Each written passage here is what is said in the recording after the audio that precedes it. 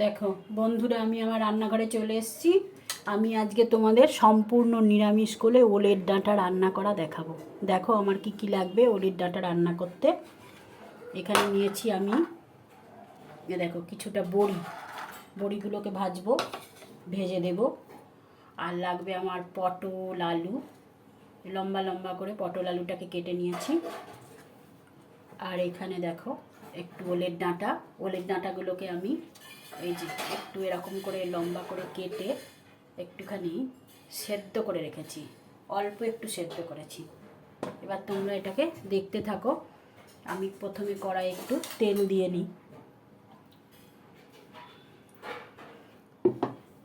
তেল দিয়ে বড়িটা আমি দিয়ে দিলাম।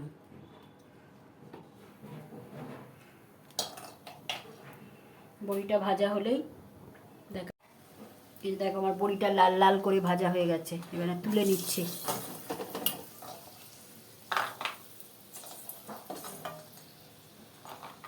এই তেলের মধ্যেই আমি কিছুটা ফোড়ন দিয়ে দেবো। দেখো দুটো শুকনো লঙ্কা আর অল্প কিছু পাঁচ ফোড়ন।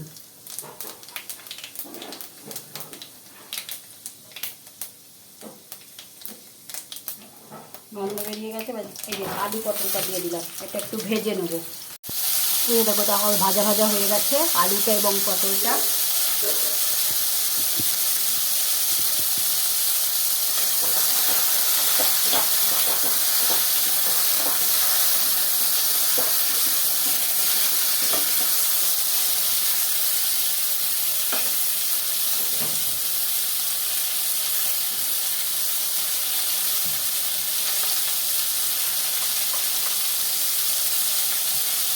হলুদ,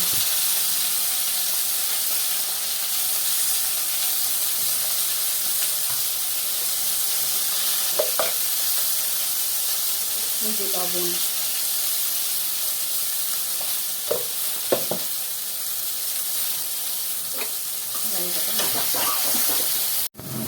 এই যে দেখো। এবার আমি এটার উপরে ওলের ডাঁটাটা সেদ্ধ করা ছিল সেটা দিয়ে দিলাম।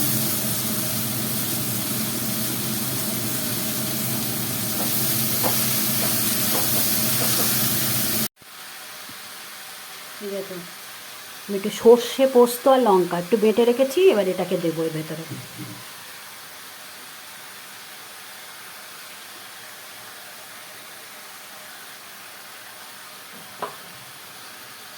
আর এই যে বড়ি ভাজাটা এটাও দিয়ে দেবো।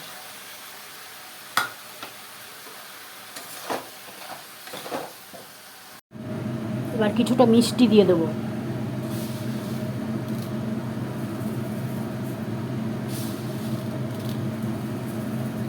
আমি 2 চামচ চিনি দিয়েছি।